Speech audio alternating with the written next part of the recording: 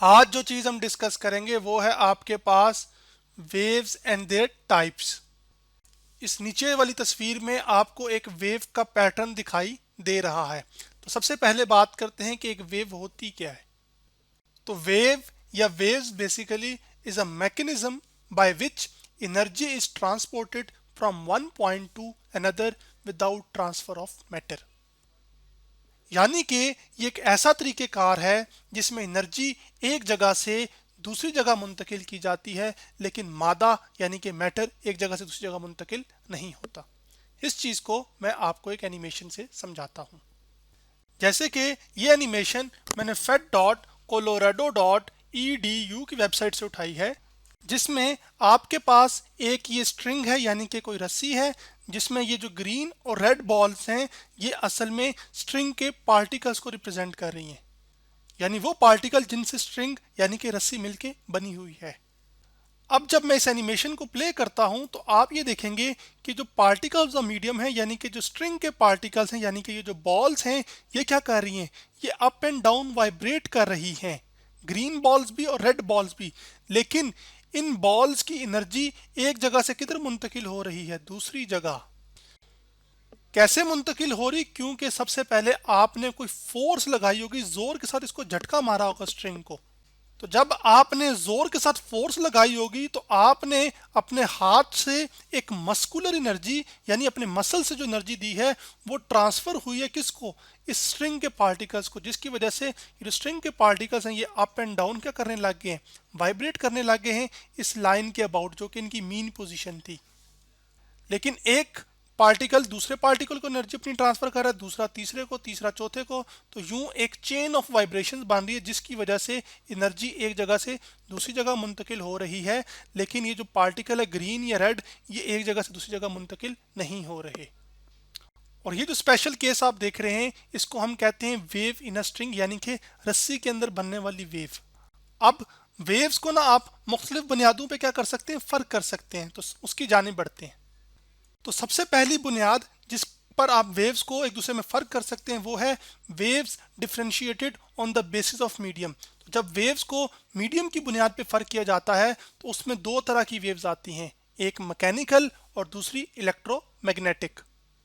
तो सबसे पहले बात करते हैं कि ये मैकेनिकल वेव्स क्या होती हैं।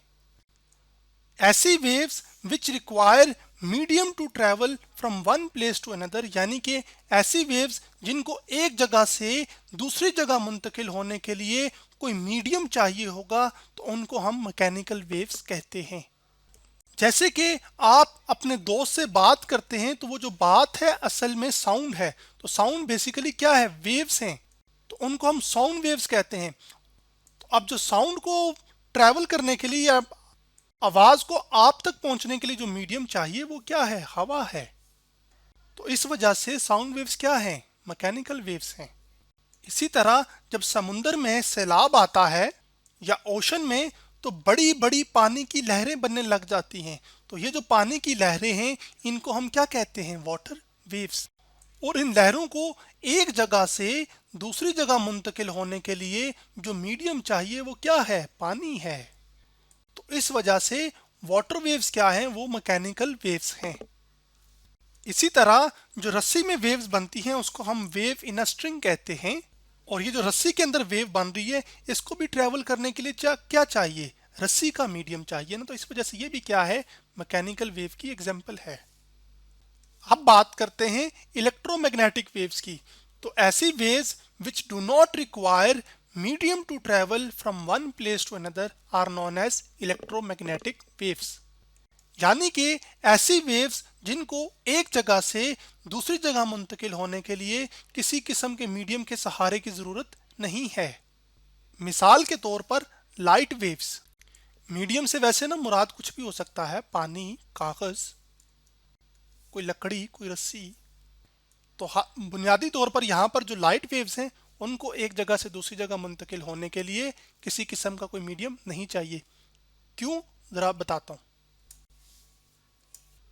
मान लीजिए कि आपके पास ये जो येलो पोर्शन है, ये येलो जो सर्कुलर नजर आ रहा है आपको, ये सूरज है और ये वो जमीन है जिस पर आप रह रहे हैं। सूरज और जमीन के बीच में खला है यानी कि स्पेस, सॉरी वैक्यूम भी कह सकते हैं। वैक्यूम का मतलब होता है कि जमीन और सूरज के बीच में किसी किस्म का यहाँ पर कोई पार्टिकल्स मौजूद नहीं है, खला है बिल्कुल। वैक्यूम और खला एक ही समझ लें। उसके बावजूद जो सूरज की रोशनी है, जिसको मैं इन ग्रीन वाइट लाइन से रिप्रेजेंट कर रहा हूँ, वो आप तक पहुंचती हैं।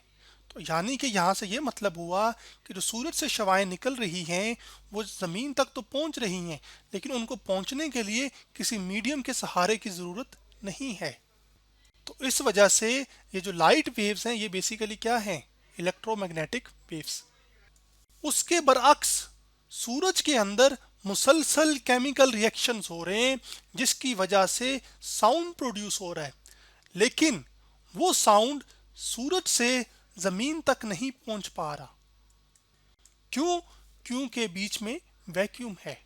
जबकि साउंड को एक जगह से दूसरी जगह मुंतकिल होने के लिए कोई मीडियम चाहिए जिसमें पार्टिकल्स हों, तो वैक्यूम में तो कोई पार्टिकल ही नहीं है। तो इस वजह से यहाँ पर जितने भी केमिकल रिएक्शंस हो रहे हैं सूरज के अंदर, उसकी वजह से जो साउंड प्रोड्यूस हो रहा है वो ज़मीन तक मुंतकिल नहीं हो पा रहा। क्यों? क्योंकि बीच में वैक्यूम है, और जबकि साउंड को ट्रैवल करने के लिए एक मीडियम चाहिए। तो ये है कुदरत का निज़ाम, और यही कुदरत की खूबसूरती भी है। अब कुछ वेव्स ऐसी भी हैं जिनको मीडियम की बुनियाद की बजाय प्रोपगेशन की बुनियाद पर, यानी कि ट्रैवलिंग की बुनियाद पर आप एक दूसरे में फ़र्क कर सकते हैं। तो उन वेव्स को आप डिस्कस करते हैं।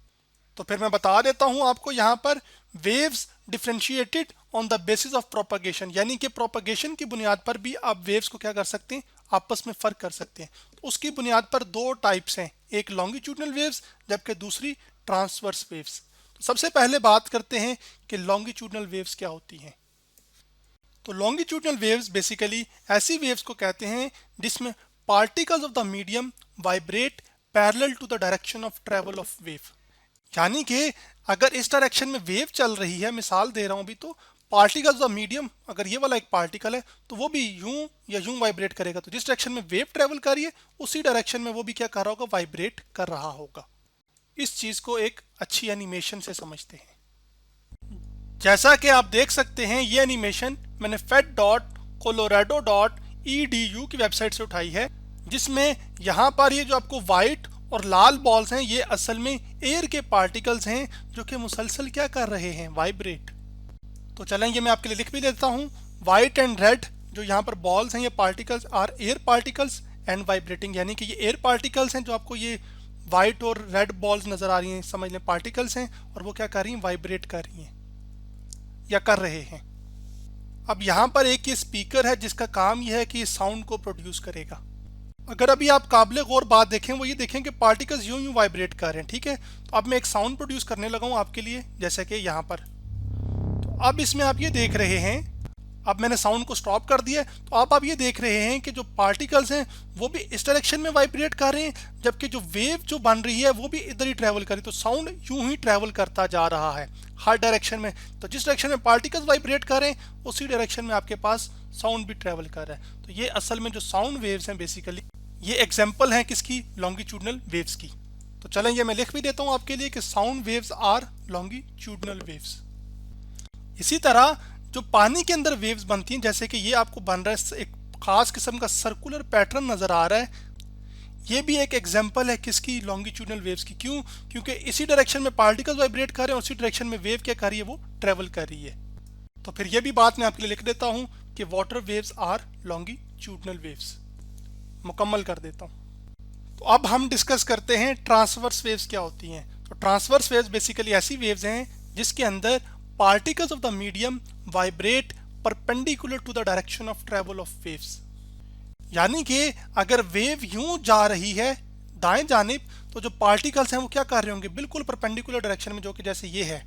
पूरा ड्रॉ कर देता हूं आपके लिए, ठीक है। तो इन दो लाइंस के बीच में एंगल कितना है? 90 डिग्री ना। अब इसको समझाता हूं मैं। तो ट्रांसवर्स वेव्स में क्या हो रहा होगा कि वेव दाएं जानिब जा रही होगी, जबकि उस पार्टिकल्स के जो मीडियम है वो अप एंड डाउन, जैसे मैं यहाँ पर वाइब्रेट करवा रहा हूँ, इस तरह वाइब्रेट कर रहे होंगे। और ये जो वाइब्रेशन है बिल्कुल परपेंडिकुलर डायरेक्शन में है, जिस डायरेक्शन में आपकी वेव ट्रेवल कर रही है। इस चीज़ को भी एक एनिमेशन से समझ लेते हैं।